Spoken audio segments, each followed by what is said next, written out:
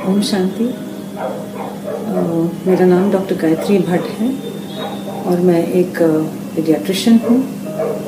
आज मैं आपके साथ अपनी जर्नी कैंसर के साथ मैंने कैसे लड़ी है या कैसे मैंने गुजारी है वो मैं आप सबके साथ शेयर करना चाहूँगी। 2001 अक्टूबर में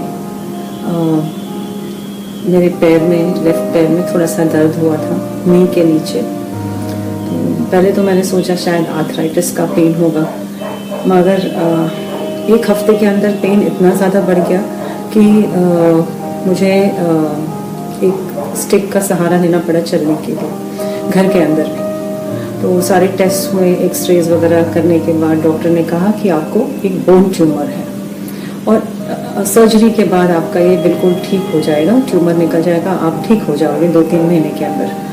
तो हमने भी ज़्यादा सोचा नहीं। वही है कि in spite of being a doctor, मेरी नॉलेज जो कैंसर के बारे में थी वॉज वेरी लिमिटेड, बिकॉज जो हम सीखते हैं मेडिकल कॉलेज में it was very restricted at that to a little bit of knowledge about cancer. इतना वास्ट नहीं था। मेरा फील्ड पीडियाट्रिक्स था तो उसमें और भी कम इस स्पेशलिटी के बारे में। तो सर्जरी हुई और जब ट्यूमर निकला तो उसका बायोप्सी हुआ और बायोप्सी में पता चला कि it is not a bone tumour but it is a kind of a blood cancer. और तो जो वो डायग्नोसिस हुआ था ब्लड कैंसर का, तो उन्होंने कहा it is a very aggressive tumour, तो हमें इसको जल्दी से जल्दी कीमोथेरेपी देना शुरू करना चाहिए। बहुत सारे और भी टेस्ट हुए और हमने जो ये टिश्यू था कई जो बायोप्सी के जो स्लाइड्स थे कई हॉस्पिटल्स में भेजे, एम्स में भेजा, टाटा मेमोरियल हॉस्पिटल में भेजा। तो जो और भी टेस्ट हुए कि देखने के लिए कि कहाँ कहाँ स्प्रेड है, और पता चला कि कई बोन्स में, बॉडी में काफ़ी बोन्स अफेक्टेड हैं और मेरे ब्रेस्ट में भी 2 लम्ब्स थे जो वो भी वही कैंसरस निकले।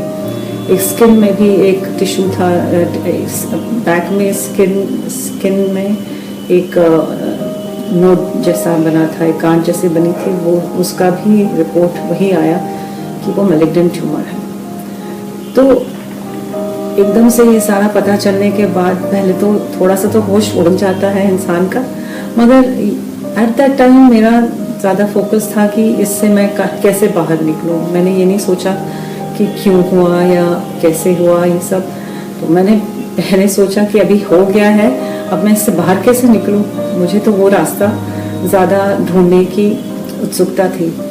तो पहले डॉक्टर ने 6 महीने में कीमोथेरेपी कहा, तो हमने 6 महीने कीमोथेरेपी किया, मगर कीमोथेरेपी से कोई असर नहीं हुआ। तो उसके बाद मुझे कहा गया कि आपका बोन मैरो ट्रांसप्लांट करना पड़ेगा क्योंकि आप यंग हो। मैं 34 साल की थी उस टाइम पे। तो उन्होंने कहा कि इट इज़ बेटर हम बोन मैरो ट्रांसप्लांट करें। तो पहली बार जब सितंबर 2002 में मेरा बोन मैरो ट्रांसप्लांट हुआ तो मैं मेरे सेल्स खुद के मुझे दिए गए स्टेम सेल्स जो होते हैं। तो ये बड़ा वास्ट एक दूसरा ही टॉपिक है, कभी और बात करेंगे ट्रांसप्लांट्स के बारे में। But in short bone marrow transplant में क्या होता है कि जो नॉर्मल कीमोथेरेपी देते हैं उससे 5 टाइम्स डोज ज़्यादा होता है। तो बहुत हेविली वो आपके बॉडी पे अटैक करता है इन द एम दैट वो कैंसर सेल्स को मारेगा और उससे कैंसर को ख़त्म करेगा।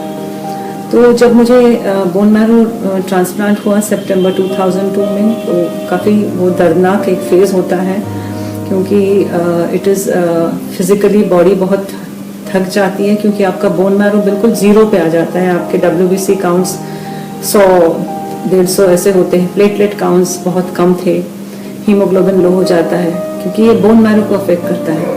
क्योंकि जो कीमोथेरेपी देते हैं वो कैंसर सेल्स को अफेक्ट करते हैं, तो वो आपके बॉडी के लिविंग सेल्स जो होते हैं, जो मल्टीप्लाइंग सेल्स होते हैं, जैसे बोन मैरो के सेल्स हैं, आपके हेयर सेल्स हैं, आपके डाइजेस्टिव सिस्टम के जो इंटेस्टाइनल ट्रैक्ट के सेल्स हैं, उसको अफेक्ट करता है। तो मुंह में बहुत सारे छाले, बड़े बड़े छाले हो गए थे, खाना कुछ नहीं खा पा रही थी। तो IV चलता था, जो भी देना था दे वुड गिव IV। तो वो फेज से गुजरे, 20 दिन हॉस्पिटल में रही, घर आई वापस तो बहुत केयर लेनी पड़ी उसके बाद भी। But I was happy that I was back home. मेरे 2 छोटे बच्चे थे तब, 7 साल के और 5 साल की 2 बेटियां थी। तो मेरा एम हमेशा यही रहता था कि मुझे जल्दी से जल्दी ठीक होना है, क्योंकि मुझे जीना है।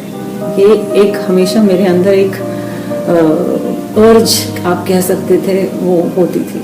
मैं बहुत सारे स्पिरिचुअल बुक्स पढ़ती थी उस टाइम पे। एक स्पिरिचुअलिटी की ओर थोड़ा सा झुकाव हो गया उस टाइम पे।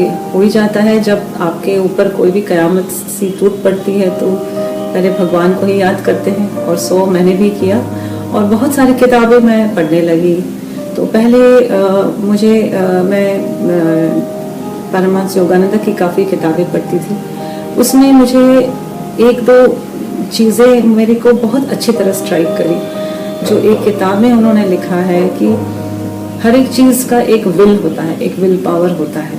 तो हमारे डिजीज का भी एक विल पावर है। तो आपको देखना है कि आपकी विल पावर उस डिजीज की विल पावर से ज़्यादा है या कम है। वही आपकी हार और जीत का फैसला करेगा। तो मैंने अपने आप को पहले ही बोल दिया कि नहीं, मेरा विल पावर तो ये माइलोमा, जो मेरा कैंसर था, मल्टीपल माइलोमा, मैंने अपने आप को कह दिया था कि मेरा जो कैंसर, मेरा जो विल पावर है ये माइलोमा से ज़्यादा स्ट्रॉन्ग है। तो मैं अपने आप से बात करती रहती थी। कई बार मैं जैसे अपने कैंसर से बात करती थी, मैं कहती थी तुम्हें रहना है मेरे अंदर, तुम रह सकते हो, मगर तुम्हें ये याद रखना है कि मैं ज़्यादा पावरफुल हूँ, तुम मेरा कुछ नहीं बिगाड़ सकते। जो तुम्हें मुझे तकलीफ देनी है फिजिकल तौर पे तुम दे दो, मगर मेरा कुछ नहीं होने वाला है मेरे को, मैं I will come out of it. तो हमेशा ये एक मेरे अंदर एक जिद होती थी बोलने की ना। तो आई थिंक उसका एक रीज़न ये भी था कि आई was very much concern about my children, क्योंकि वो छोटे थे। तो मुझे हमेशा लगता था कि जब भगवान ने मुझे यहाँ भेजा है और ये बच्चों की देखभाल के लिए, तो मुझे उतना टाइम तो दो कि मैं वो जस्टिस कर पाऊँ उनके लिए। तो ये एक दिमाग में बात होती थी। तो जब भी प्रेयर करती थी, एक विजुअलाइजेशन बहुत मैंने अपने अंदर वो प्रैक्टिस किया था कि मैं जब भी प्रेयर करती थी, मैं छोटे छोटे पिक्चर्स जैसे देखती थी अपने मन की आंखों से। तो उसमें एक टाइम मेरे मन में ऐसे आया कि मेरे बच्चों की शादी हो रही है और मैं वहाँ खड़ी हूँ। तो जब मेरी आँख खुली, मैंने ये सोचा कि अब तो ये इतने छोटे हैं और मैं अभी से इनकी शादी के बारे में सोच रही हूँ। तो मैंने तो अपने आप को 20 साल वैसे ही दे दिए, क्योंकि I am seeing myself there. तो I was very much encouraged by that. So I kept giving ऐसे छोटे छोटे विजुअलाइजेशंस मैं करती गई। उसके बाद डिजीज़ तो थमा नहीं, डिजीज़ तो चला ही। उससे और भी एक प्रॉब्लम थी मेरी, मैं चल नहीं पा रही थी, क्योंकि वो वूंड जो मेरे पैर में था वो हील नहीं हुआ था, क्योंकि बड़ा वूंड था सर्जरी का, जब ट्यूमर निकाला था पैर से तो वो हील नहीं हुआ। तो it was an unhealed fracture. तो वहाँ पर मैं एक ब्रेस पहनती थी, एक सपोर्ट ब्रेस पहन के वॉकर से चलती थी थोड़ा बहुत घर के अंदर। उसके बाद 2003 जनवरी में मेरा एक और ट्रांसप्लांट हुआ CMC वेलोर में, जहाँ मेरे ब्रदर के सेल्स मुझे दिए गए।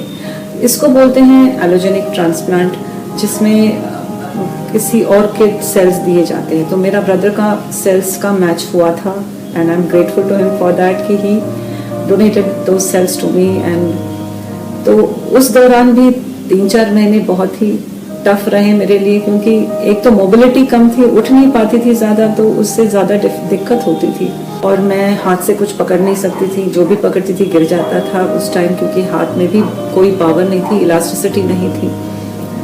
तो वो दौर जो था वो काफ़ी टफ निकला, बट चलता गया। ट्रीटमेंट साथ साथ कैंसर के ट्रीटमेंट के साथ स्क्लेरोडर्मा का भी ट्रीटमेंट चलता रहा, but I held on. And 2004 में मेरे पैर की सर्जरी हुई और प्लेट बिठाई गई पैर में with the hope that it will heal my leg.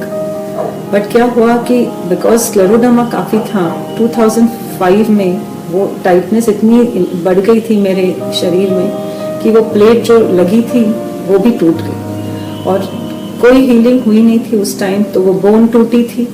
तो इतना टाइम जो निकला, मैंने कभी अपने आप को ऐसे आई कैन से कि डिप्रेस्ड या ऐसे हताश नहीं सोचा था। बट वो जो था 2005 का जो दौर था, जब मेरा पैर में प्लेट टूट गई और कैंसर वापस आ गया, रिलैप्स भी हो गया था, तो वो ऐसा टाइम था कि ट्रीटमेंट ऑप्शंस मेरे सारे मैंने यूज़ कर चुकी थी। कीमो हो गया था, दो टाइप के मेरे बोन मैरो ट्रांसप्लांट्स भी हो चुके थे। तो मैं सोच रही थी अब क्या, अब मेरा क्या होना है। तो उस टाइम में मुझे बहुत ही लो फेज था मेरा, और तब मेरी मुलाकात हुई थी एक ब्रह्म कुमारी भाई से, चंद्रशेखर तिवारी जी से, जिन्होंने मुझे ब्रह्म कुमारीज में इंट्रोड्यूस कराया, मेरे को 7 डे कोर्स कराया और कई मेडिटेशन टेक्निक्स सिखाई जिससे मैं अपने आप को एम्पावर कर सकूं। तो वो मेडिटेशन टेक्निक्स में मेनली जो मैंने प्रैक्टिस की थी वो था कि जो परम धाम से जैसे बाबा से वो रेज आ रही हैं और डिवाइन रेज आ रही है, और वो डिवाइन रेज मुझे मेरी बॉडी में एंटर करके मुझे हील कर रही है। और कलर मेडिटेशन तो मैंने वो काफ़ी सिंसियरिटी से वो फॉलो किया, वो जो मेडिटेशन टेक्निक्स थी। और ऐसा था कि जैसे एक टाइम मुझे अगस्त 2005 की बात है, ये मैंने कभी किसी से शेयर नहीं की है, कि मुझे चंद्रशेखर भाई ने एक लेटर दिया कि he said that this is from God, this letter is for you. And उसमें बाबा ने लिखा था कि तुम्हारा जो ये बॉडी है ये एक टेम्पल की तरह है और तुम्हें इसकी देखभाल करनी है। डॉक्टर्स जो कर रहे हैं वो अपना सबसे बेस्ट कर रहे हैं, मगर मैं जो हूँ मैं सुप्रीम सर्जन हूँ और मैं तुम्हें जो हील करूँगा वो उससे तुम्हारी ये बीमारी जड़ से निकल जाएगी। बस तुम्हें मुझे याद करना है और तुम्हें मुझ पे फेथ रखना है। तो that was a very moving letter for me. और जब मैं आज रिलेट करती हूँ उस लेटर को कि जैसे बाबा की मुरली चलती थी वैसे ही वो लेटर एग्जैक्टली लेकर मुरली था मेरे लिए। तो बाबा ने मुझे उसमें 21 डेज का एक मेडिटेशन टेक्निक बोला था करने के लिए, जो मैंने किया और बहुत अच्छा वो फेज़ निकला मेडिटेशन के इससे कि नवंबर 2005 में मेरे को एक बार माउंट आबू जाने का मौका भी मिला। और ऐसा था वो टाइम कि मैं मोबाइल नहीं थी, पैर में टूटी हुई प्लेट थी, वॉकर से चलती थी, स्क्लेरोडर्मा काफ़ी सिवियर था और उस टाइम पे मेरे हस्बैंड बाहर थे, आउट ऑफ द कंट्री थे, तो मैं और बच्चे घर पे थे। एकदम से मेरे को ऐसे एक फीलिंग आई कि मुझे माउंट आबू जाना चाहिए। तो मैंने चंद्रशेखर भाई से पूछा क्या मैं जा सकती हूँ इस टाइम पे। तो नवंबर 30 को बाबा मिलन का प्रोग्राम था, ये 28 नवंबर की बात थी। तो उन्होंने मुझे कहा मैडम अभी कैसे जाएंगे, परसों तो बाबा मिलन है, हम कैसे जा सकते हैं, अभी नहीं हम कभी और जाएंगे। मैंने कहा ठीक है। उसी दिन रात को उनका फ़ोन आया, उन्होंने कहा कि ग्वालियर से एक भाई आ रहे हैं गाड़ी में, वो यहाँ से ही जा रहे हैं जहाँ से हम रहते हैं, तो आप चलना चाहोगे, गाड़ी में बैठ पाओगे। तो मैंने कहा हाँ, मैंने कुछ सोचा ही नहीं, मैंने हाँ बोल दिया। और उस टाइम तक मैं बिसाइड हॉस्पिटल घर से बाहर नहीं निकली थी, मगर वहाँ वही जो हिम्मत बाबा ने दी और मैंने ये जर्नी मधुबन तक हम गए, मैं और मेरे बच्चे भाई के साथ, और इतना अच्छा बाबा मिलन का एक्सपीरियंस रहा। पूरे 10 दिन हमने बिताए वहाँ पर, ज्ञान सरोवर, पांडव भवन, सब जगह गए और वापस भी मैं बिल्कुल आराम से वापस भी आ गए अपने घर। उसके बाद 2006 में एक और मौका मिला मुझे माउंट आबू जाने का। उस टाइम नीलम दीदी के साथ हम गए, तभी भी मैं व्हीलचेयर पे थी, बट कभी भी मुझे नहीं लगा कि मैं कोई चीज़ वहाँ नहीं कर पाई। मैं बाबा की कुटिया में भी जा पाई, शांति स्तंभ के पास भी मैंने मेडिटेशन किया। मुझे वहाँ पर बोला गया था कि जो शांति स्तंभ के इर्द गिर्द जो है वहाँ पर बाबा की वाइब्रेशन, हीलिंग वाइब्रेशन इतनी स्ट्रॉन्ग है। तो जो भी बड़े भाई होते थे, जानकी दादी ने भी मुझे बोला कि आप वहाँ पर बैठो, आपको बहुत अच्छी वहाँ पर हीलिंग वाइब्रेशन मिलेगी। तो मैं वहाँ बैठती थी उस टाइम मेडिटेशन के लिए। 2006 दिसंबर में जैसे मैं मधुबन से वापस आई थी, मुझे वापस से रिलैप्स हुआ था मेरा कैंसर। तो उस टाइम पे मेरे राइट लेग में ट्यूमर आया था, तो डॉक्टर ने रेडिएशन के लिए बोला, तो रेडिएशन दिया गया 2007 में और उसके बाद कीमोथेरेपी स्टार्ट करी। जब कीमोथेरेपी स्टार्ट करी तो उस टाइम मेरा तबीयत बहुत ज़्यादा ख़राब हो गई और मैं बहुत सीरियसली इल हो गई थी। तो डॉक्टर ने एडमिट किया हॉस्पिटल में और वहाँ पर भी चंद्रशेखर भाई उस दिन हमें मिले। तो वो भी मुझे हमने पूछा आप क्या कर रहे हो वहाँ पर, तो उन्होंने कहा मेरा ब्लड टेस्ट है इसलिए मैं आया हूँ, शाम तक चला जाऊँगा। मैं काफ़ी इल थी तो मुझे उसके बाद का कुछ समझ नहीं था कि वो थे या वहाँ आए या नहीं, मगर मेरे हस्बैंड ने मुझे बोला कि 20-25 दिन जो मैं वहाँ एडमिट थी, हर दिन सुबह शाम चंद्रशेखर भाई आके मुझे दृष्टि दे के मेडिटेशन करते थे मेरे साथ, और मेरे पिलो के नीचे उन्होंने बाबा का फोटोग्राफ रखा था। तो जब मेरा डिस्चार्ज हुआ 25th डे पे आफ्टर दिस हॉस्पिटलाइजेशन, तो मैं तो घर चली गई और मुझे बाद में पता चला कि उसी दिन वो जो किट था ब्लड टेस्ट का चंद्रशेखर भाई का, उनका भी वो ब्लड टेस्ट का किट आ गया और उनका टेस्ट हो गया और वो भी चले गए। तो ये क्या था, मेरा फेथ और भी स्ट्रांग हो गया कि दिस इज़ डिवाइन इंटरवेंशन। भगवान मेरे साथ था, उन्होंने ही उनको भेजा था वहाँ पर मेरी हिम्मत बढ़ाने के लिए, मेरे को हीलिंग रेज देने के लिए या टू असिस्ट माई हीलिंग। जो भी डॉक्टर कर रहे थे, मुझे ये बिलीफ है कि जो मेडिटेशन से या हीलिंग से मुझे मेरा हीलिंग ज़्यादा अच्छा हो गया, ज़्यादा फास्ट हो गया। कीमोथेरेपी का इफ़ेक्ट मेरे बॉडी में अच्छी तरह लगा और मेरा कैंसर हील हो गया। तो एवरीथिंग गोज़ इन कॉन्कॉर्डेंस, सब कुछ एक साथ चलता है। होलिस्टिक जो ट्रीटमेंट कहते हैं ना कि दवा के साथ दुआ भी ज़रूरत है, तो ये उसी का एक बहुत अच्छा एग्जाम्पल है। तो मेरा लेग अभी भी टूटा हुआ था, टाइम लगा उसको भी, कई ऑपरेशंस हुए उसके बाद, और 2009 में जाके मेरा पैर जुड़ गया, कई सर्जरीज और बहुत एक मुश्किल फेज़ के बाद। और उस टाइम पे जब मेरा पैर जुड़ा 2009 में, तो वो 6 इंच छोटा हो गया बिकॉज ऑफ द सर्जरीज। तो आज मैं जब चलती हूँ मैं करेक्टिव शू के साथ चलती हूँ, but I am quite fine and comfortable with that. मेरा आज कहने का मतलब ये है सबको कि जो आपको कैंसर है तो आपकी जर्नी वहाँ ख़त्म नहीं होती। Life doesn't and with cancer. आपकी ज़िंदगी जो है एक गिफ्ट है आपके लिए, एक प्रेजेंट है, और इसको हमें बहुत बखूबी से जीना चाहिए। जब मेरे को कहा गया था कि मुझे कैंसर है, मेरा मेन जब मुझे कंसर्न था रही मेरे को और कितना चीज़ करना है ज़िंदगी में और मेरे पास कितना कम टाइम है, तो मुझे जो भी करना है मुझे अच्छी तरह जीना है। मुझे कितना टाइम मैं स्पेंड कर सकती हूँ मेरी फैमिली के साथ, मैं अच्छी तरह से हो गया बिकॉज ऑफ द सर्जरीज। तो आज मैं जब चलती हूँ मैं करेक्टिव शू के साथ चलती हूँ, but I am quite fine and comfortable with that. मेरा आज कहने का मतलब ये है सबको कि जो आपको कैंसर है तो आपकी जर्नी वहाँ ख़त्म नहीं होती। Life doesn't and with cancer.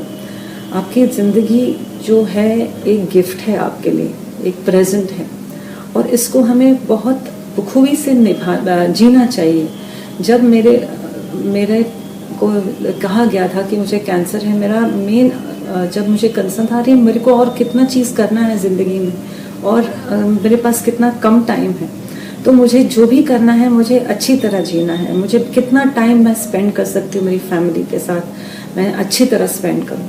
तो ये भी एक अभी मैं काउंसलर के तौर पे एक एनजीओ के लिए काम करती हूँ, तो मैं वहाँ पर बहुत पेशेंट्स से मिलती हूँ जो बिल्कुल जिनके घर में जब कैंसर होता है तो सब कुछ छोड़ जाते हैं, हंसना खेलना, जैसे मूड बिल्कुल मोरोज सा, बिल्कुल सैड सा हो जाता है। तो मैं उन सबको कहती हूँ कि ऐसे मत करो, देखो ज़िंदगी वहाँ नहीं ख़त्म होती।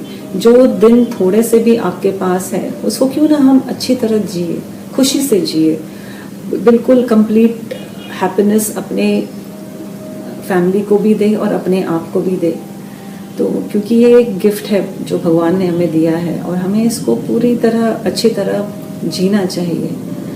और एक बात मैं कहना चाहूँगी कि जो एक पॉजिटिविटी होती है जो इंसान को अपनाना है, ये पॉजिटिविटी हम सबको बोलने से कि भैया पॉजिटिव रहो इतना आसान नहीं है। मगर हमारे पास 2 चॉइसेस होते हैं। इस टाइम पे हमें सोचना है कि या तो मैं हार के रहूं या तो मैं लड़ के जीतूं। तो at least don't give up without a fight. तो हमें गिव अप नहीं करना है, हमको फाइट करना है। जो भी हमारे आगे परिस्थितियां आएंगी, ये नहीं है कि मेरे साथ जो हुआ एक मिरेकल था, ऐसे मिरेकल आपके साथ भी होगा, क्योंकि हम सबके अंदर वो एक अंदरूनी शक्ति है जिससे हमने रिकग्नाइज ही नहीं किया आज तक।